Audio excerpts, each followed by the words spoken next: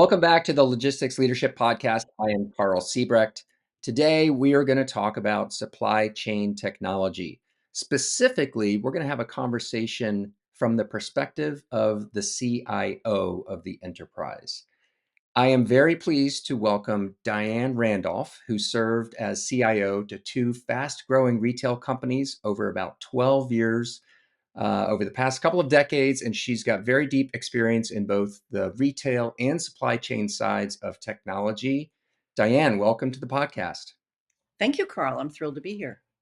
Let's start, if you don't mind, if you could just tell us about yourself and your background.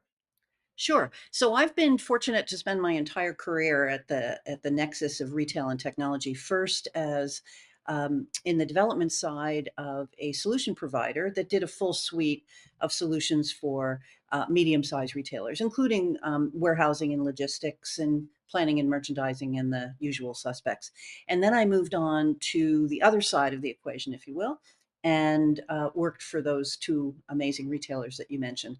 And it was really an interesting contrast to see, you know, from the producer to the consumer of that element. But retail has fascinated me as an industry. You're so close to the customer and really understand what's going on in the minds and hearts of the entire population. So it's fascinating to me. Couldn't be happier. Yeah, well, I'm again super excited for this conversation. You pretty much can't read an article about supply chain that doesn't have either a mention of or more often almost the whole topic built around technology. And I recognize, of course, as a CIO of a large retailer, technology spans from HR systems, financial systems, retail systems, right? But supply chain sure seems like it's been one of the meatiest areas for evolution and specifically on this journey of digitization. Although maybe you'll be able to check me on that because, of course, I spend most of my time in supply chain. So that's what I see and read about. But just as a couple of examples, McKinsey is writing consistently about supply chain digitization. KPMG, you can go on down the list. Specifically, there was a recent survey done in Gartner Supply Chain, and it asked retail executives, what are the top three supply chain initiatives in your company? There were 13 answers, 10 of them were centered around technology. So, is that a good way to think about it from the CIO's perspective? Was more of your bandwidth spent on supply chain technology than other areas, or is that just what I see from my specific point of view? No, you're right. That is a huge focus. In fact, in some cases, you'll find CIOs who have gone on in their career progression and taken on also the responsibility for supply chain because it's so important for CIO to get that really deep understanding. Before it was the term digitization is I always joke about it a little bit because I said if it's not digital, it's analog, and what's analog, right? So, you know, but the first time I really got knees deep into a supply chain transformation was for the first retailer I worked for, which was Canada's largest specialty apparel retailer, who was looking to really shave um, valuable, scarce time off the flow of fashion goods from concept to the stores, including obviously online. But it was really to cut that time from you know longer than it takes to make a baby to something significantly shorter than that. So, and as part of that, I traveled to the actual factories in China to see, you know, what actually happened at the very start of the process. I knew from, our internal organization what design and concept looked like, but once those specifications were sent off to the factories, what happened and what was going to be realistic in terms of trying to automate and digitize the flow of information. And that really just taught me so much because saying supply chain is tactile is an understatement, right? Right. Because it's all about the physical handling of things, the conveyors, the movement of merchandise, the movement of people. And there's just so many intricacies that technology, going back from, early days of just automated sortation, can make a massive difference. And now there's just so many more capabilities that can be brought to bear on what is one of the most critical assets and differentiators of an organization, and also one of the biggest cost areas, right? The price tag on those investments Right. is significant. Right. Let's take that example and kind of dig underneath it a little bit. So, in that particular case, looking to shave time off the effectively the manufacturing process, broadly defined. Underneath that, what was the primary business objective? Was this a cost issue in shrinking the cycle time, or what was it? No, it was really because, fashion, if you go way back, fashion used to happen twice a year with fashion weeks, right? And Hmm. then the customer was always so far behind those cycles that retailers could take their time to produce the goods that was inspiring them to serve their customer based on what they saw at, Paris Fashion Week or the Right. like. Right. But that changed, right? With the rise of the internet and the availability of internet information, customers were seeing things and wanted them right away. And then, of course, you had the advent of the fast fashion, the H&Ms and the Zaras, who had, dealing in a European base with a different geography challenge, were able to get that fast fashion. So it was that competitive pressure. It was really profitability, because if we didn't get the goods in the store quickly enough, even if we hit the right mark on what our customer wanted, it was too late, and we were looking at selling it at a markdown and losing gross I margin. see. Got So it. Got it. So it was more of a revenue-based issue, exactly, top competitiveness. line, right. And so, okay, so then projecting out from that, broadly speaking, as you've experienced supply chain digitization efforts, knowing that that's a bit of a general category, the underlying business objectives are some mix of cost savings, growth, as you described here. Is there any kind of particular hierarchy that you have seen in those business metrics, or are they really all up for grabs?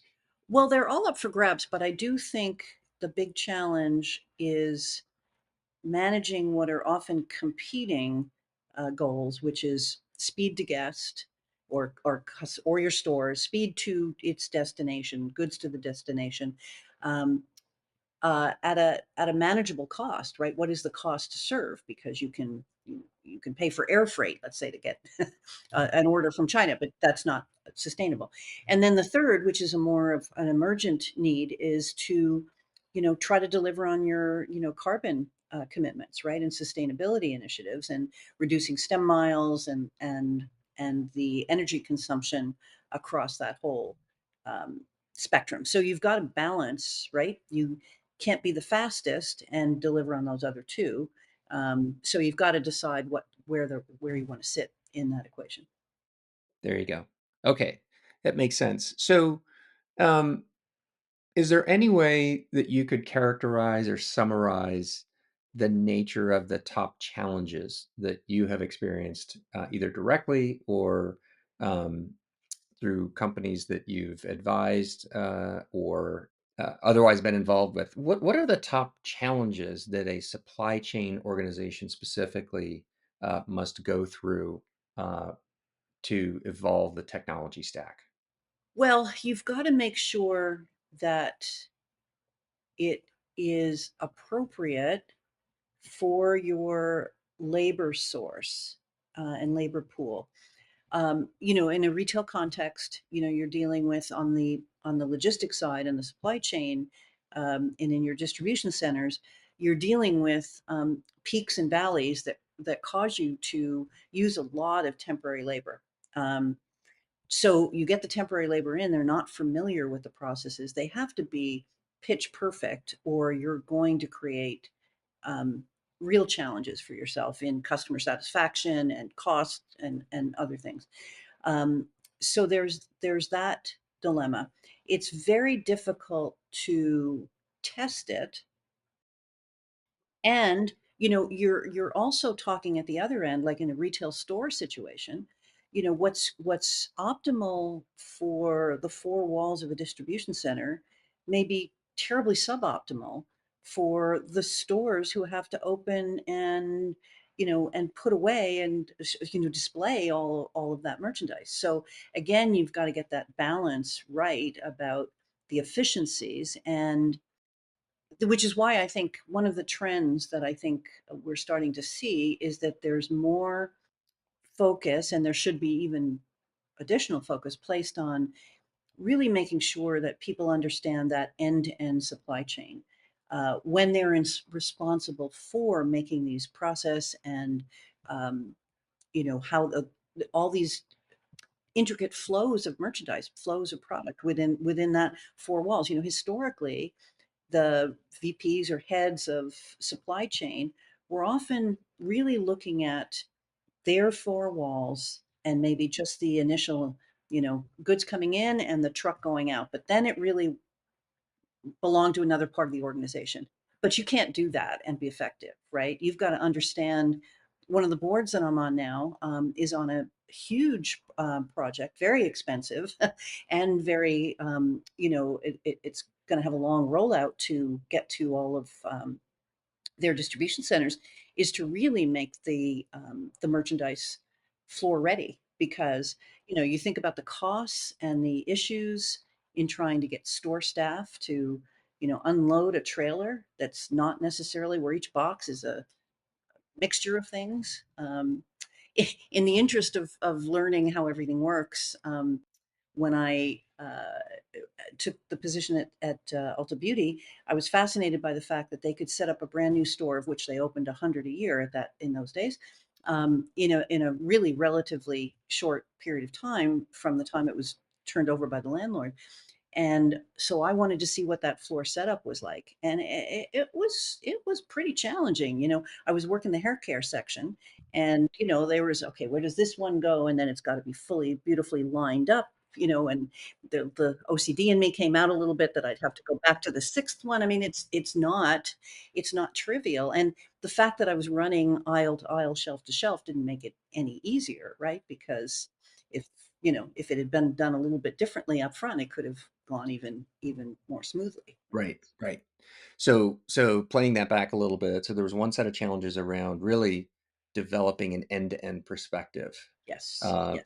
and breaking down the functional, oftentimes functional silos within an organization is one of the challenges. Another one I heard, you were talking about temporary labor as an example, but it was maybe almost the design or the UX or the UI, the experience of the technology has to be tuned correctly to the users is another challenge, which is, as you know, as a CIO, it's a classic challenge across any kind of technology in any almost any environment. On the first one, the organizational silos, can you share any advice or wisdom around best practices for getting beyond those silos? Is that an org design lever that you pull? Is it a just find the right highly collaborative C-level leader? What are some of the pointers there?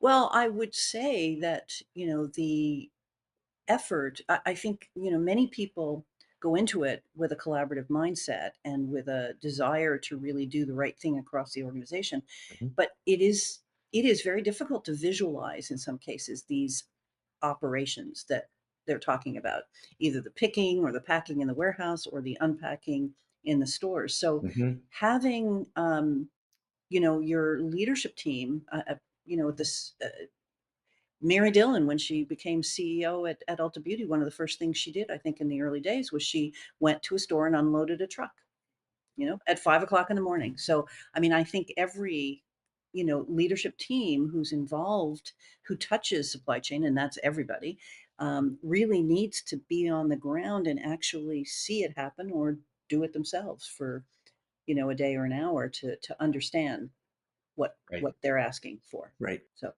No substitute for getting out in the field. yep, yep.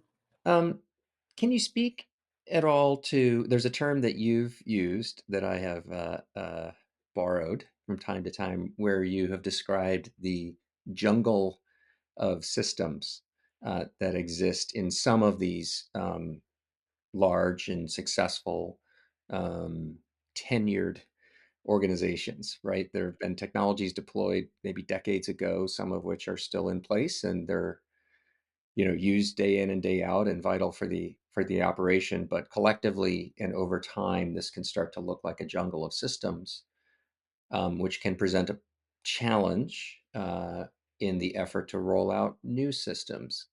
Hopefully, I'm not exaggerating too much what I've heard from you. You share that perspective. Could you just shed a little light on that? Sure. Well, when you're talking about supply chain, you're talking about, inventory, and that's the greatest financial asset that sits on the books of any of these companies, right? Right. So it's got to be right.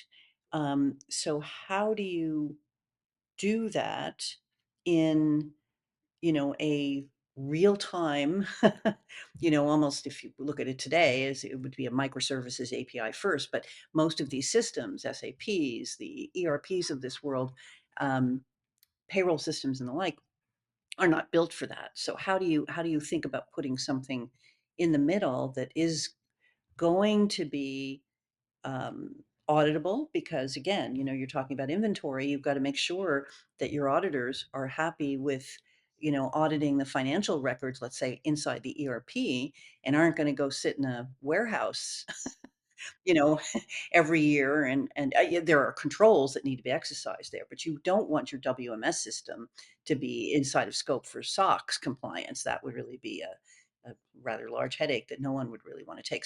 So thinking about how it is actually designed, regardless of what technology you have to use, right? Hmm. You may be forced to use older methods if the systems behind that are of that era, but it's a challenge from, a design perspective. And, because integration always ends up to be the long pole in any tent, there's a tendency, and nobody understands it outside of the technology organization. They go, "Oh, you just plug two things together. I plug a light and it works," right? Why isn't it like that? Yeah, yeah, you just put these two systems together. And so, really, because it's misunderstood, there's often a pressure to kind of speed it up, and that Hmm. never ends well. Now, I will say that with the rise of more modern order management systems, which now become the hub, it's simplified it a little bit, because that's kind of sitting in the middle of everything, and you don't have to think about being, an element in the supply chain that's talking to six or seven different systems. Generally speaking, you're talking there to the order management system and, managing it. Okay, got it. The order management system is kind of like a nexus or Yes. foundational part of the stack more so now than in the Correct, than past. it was before. Yes, Mhm. yes. Okay. One other thing to pull a thread on, you had mentioned as one of the challenges, it can be challenging to test systems. Um, this is somewhat related. This question is somewhat related to that, but could you talk a little bit about the pros and cons and the practical realities of trying to test and learn with new systems versus, the need at some point to make big investments and big transformations and just from a CIO perspective, like how do you navigate that? Kind of you got big bets Yep. that come with some risks and typically can take time and, and maybe a desire to want to test and learn and be nimble. Can you just shed some light again on the practical realities of what you've experienced in that domain? From what I've seen, and again, it's because, there's nowhere. I always say that you can't have a technology solution obviously stand on its own. It's always people, process, and systems in that order, right? Mhm, And so there's no place where that's truer than in, a typical distribution center, where you're mhm, talking about, miles and miles of racking, miles of, conveyors, automation. There might be sortation. There might be, you know, automated receiving and other goods to person technologies, robots in a more extreme case. So it's easy to design one of those things on paper and even validate maybe with some peer companies that have implemented those technologies. But I've never seen anybody really be able to test it on a portion of their business in a portion of a building, right? Typically, these new um, technology advances are usually done in a brand new building, which starts from putting the shovel in the ground and Mhm.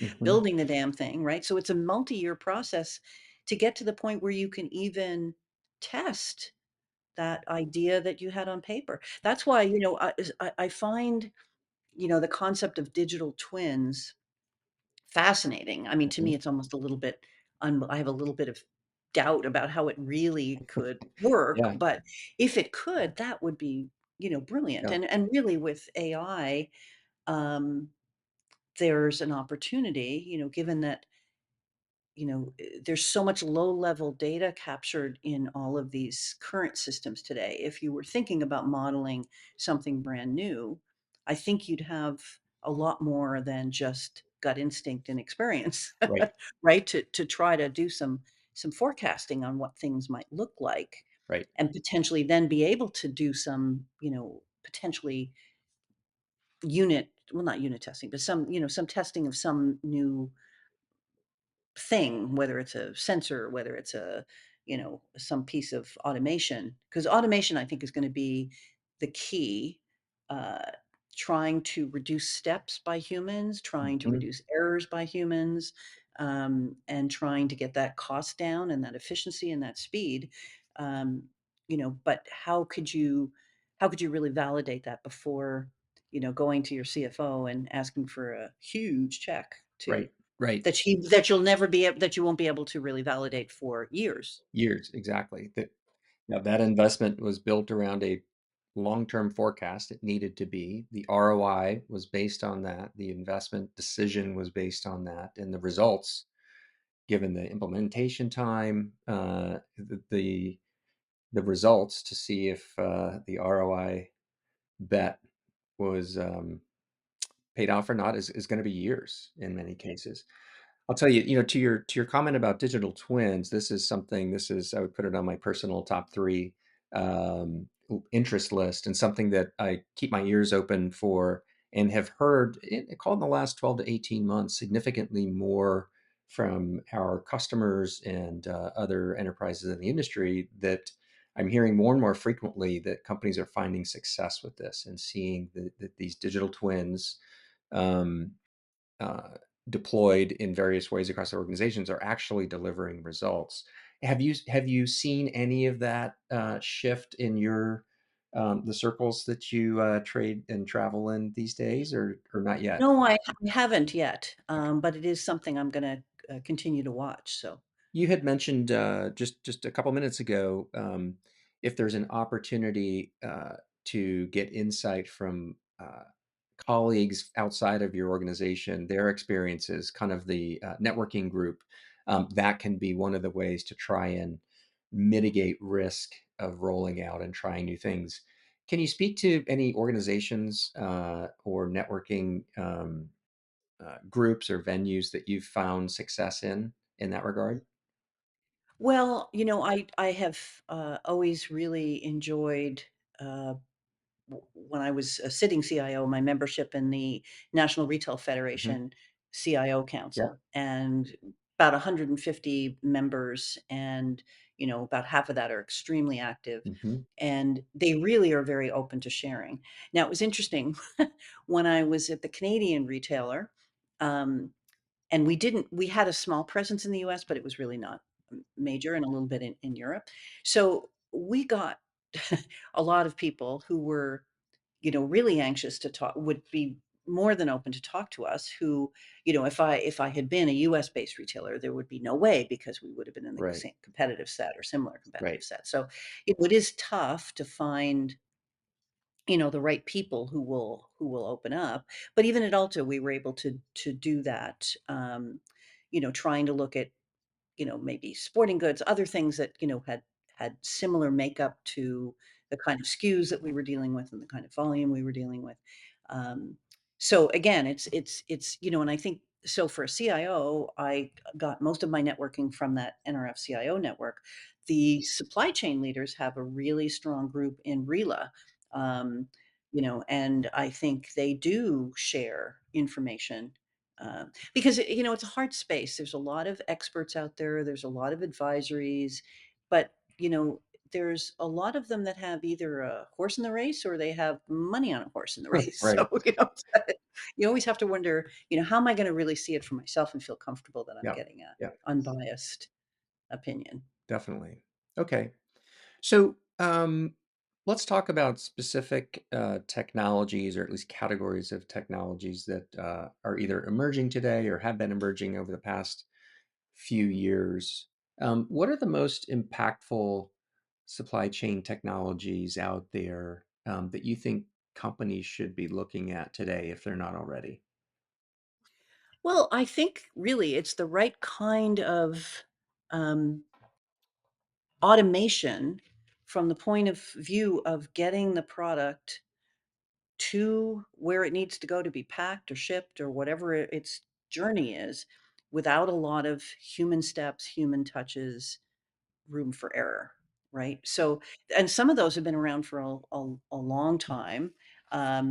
So you've got, ASRS, those Right. systems have been around, but you're seeing now, I guess maybe it's point of view of the cost coming down a little bit or the cost of labor rising to the point where it now becomes a lot more sensible. And then really with sensors and robotics, I've seen at least in some innovation uh, exhibits, really some great tactile robots that can really do a lot um, with fine Hmm. merchandise to try to pick it. Because that's the other thing that I think data and AI can provide is that because of the labor force challenges I mentioned, and because just, and again, goods might have come into the warehouse mismarked, right? Maybe it was a problem on the supplier end.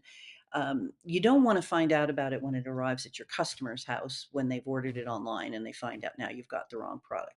And so retailers have always had a long history of figuring out what the right, based on like industrial engineering concepts, like where are the points where they should do spot QC checks and, based on the sampling size, et cetera. But I think AI really allows you to look much more closely at what are the operations that really are the ones that drive most of the quality issues? What are the shifts, the actual maybe the associates involved? What are the steps so that you could really focus on what's important? Hmm. And, number one, so you want to catch it, but you also want to prevent it. So where are your problem spots? Um, because again, right now you only know sometimes when the customer gets the wrong Hmm. piece of merchandise, but where did that start? Where did it happen? Being able to really use AI to do that Hmm. better. And would you consider that a visibility, a supply chain visibility tool set? Well, I think about it really as yes, it's visibility, but I think it could be much more prescriptive than that, where it could um, really point out here are the problem areas. Now, then you have to dig in a little further and ask more questions. Okay, so should I change the process or what is exactly, you need to ask the next question down to really drive further. But is it human error? Is it a design flaw in my process that is going to create this room for error, right? Yeah, got it. Okay, got it. So now I'll ask you to put on or I guess maybe pull out your crystal ball a little bit. Um, if you think 3 years down the road, what is a prediction or two that you have about the state of supply chains within 3 years? What's going to change? Well, I do think that AI is going to have a big footprint, both in terms of you know not only the operational excellence that I talked about, Hmm. but mapping delivery routes, picking suppliers, really every single element about running that supply chain is going to be infused with so much data and decisions that are automatically presented or recommendations from that data. Um, that will reduce costs and increase speed.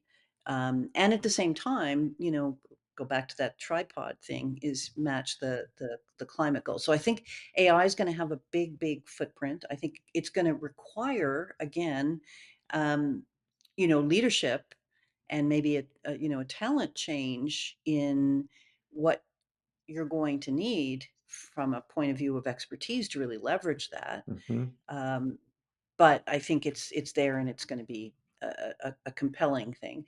I think in order to do network design and figure out where your where your holes are, it's going to be much easier to do and much faster to do. And I think there's going to be, because of what happened with COVID and the supply chain challenges of late, I think supply chains have had to become more nimble and responsive. And I see that trend continuing, whether it's in, supplier diversification, nearshoring. I think there is going to be not necessarily a whole pivot of the big ship, but I think there's going to be cases where more flexible opportunities are employed either to test them as a full scale solution or to be able to use in certain business scenarios, whether that's be uncertain demand or you know tariff pressures or shipping pressures. Hmm. So I think there'll be a lot more um, you know, really nimbleness Yep. but data's gonna have to provide that. And I think, again, automation, I don't think you'll, really see too many distribution centers that are still, forklift, pallet jacks Right. only, Right. right, to conveyors, right? Right. Right. Yeah, that really resonates. Going back to I made a comment 5, 10 minutes ago about hearing more about successes that um, enterprises have seen on digital twin.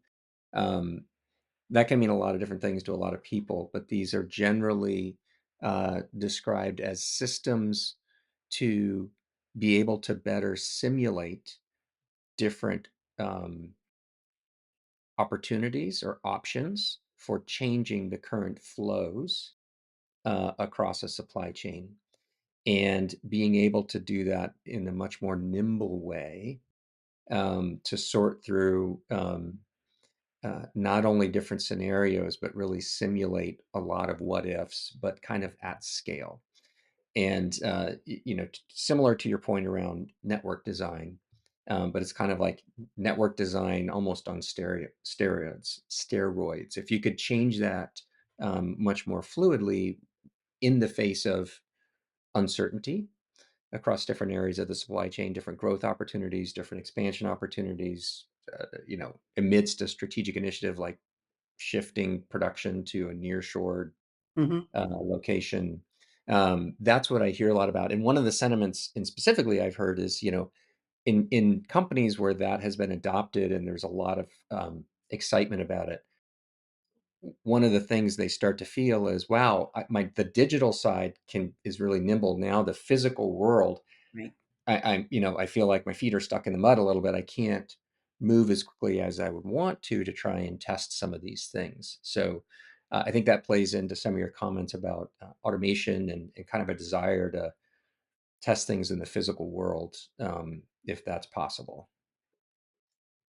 And one of the other things, because we certainly are not seeing any slowdown. In fact, sadly, an increase in catastrophic weather Right. events. One of the boards that I'm on, company lost a 1 million square foot facility and all the trailers that were outside of it, totally destroyed in a Wow. tornado. Um, and it was servicing a meaningful percentage of their total store fleet, and the building was leveled. Thank God, no one was hurt. But trying to think through more responsive disaster recovery scenarios, right? How are you going to make up that loss in capacity, loss in service? What kind of scenario planning can you Yep. do to make sure that you're ready for Right. that? Right. Makes tons of sense. The I think that it'll be really interesting to see if in the next year, 2 years, and out to 3 years, how much evolution there will be in the ability to do some of that, to test these Right. things Hmm. out in the field. So, Right. speaking of being out in the field, I have another question for you. You've spent quite a bit of time, I'm sure, not only in retail stores, but out in warehouses. Hmm. would love for you to share, like, what's the craziest thing you've seen out there in the real world of the physical goods moving around uh, uh, within the companies you've worked for? You don't have to out, the example if you don't want to. Well, this was actually one where I was consulting for a period of time, and I was working for a large restaurant chain that had a number of different formats. One of which was Rainforest Cafe, and so Rainforest Cafe and their other brands discovered that having a small retail shop inside their restaurant was a really amazing revenue driver, right? So, people would buy the sweatshirt that had the, Rainforest Cafe of the location that they were in, and it was a great business. But you had to then train a restaurant manager to be a retail manager, and that wasn't so simple, right? So trying to understand that, you can't sell what isn't out on the floor. It was an interesting concept, and we struggled for a while with finding that we just weren't selling through some exciting product that we knew, and we verified it was in the store, it had been received, we were confident that that was correct, until we finally traced it that the modus operandi for any restaurant receiving stuff is to take all those boxes and put them right in the freezer. So anytime so where'd we find the sweatshirts? In the freezer. So it was pretty easy that we added to the process. So go check your freezer to make sure you don't have any clothing or hats or other kind of retail product in there, That's a that good it's all one. actually food. So Did it ever show up on the menu? Diane, this has been great. I really appreciate your experience, your wisdom, your insights, and this was a fun conversation. So thank you so much for joining us. Really appreciate it. Well, thank you for inviting me. I've enjoyed myself too. It's great. It's always great to talk to you.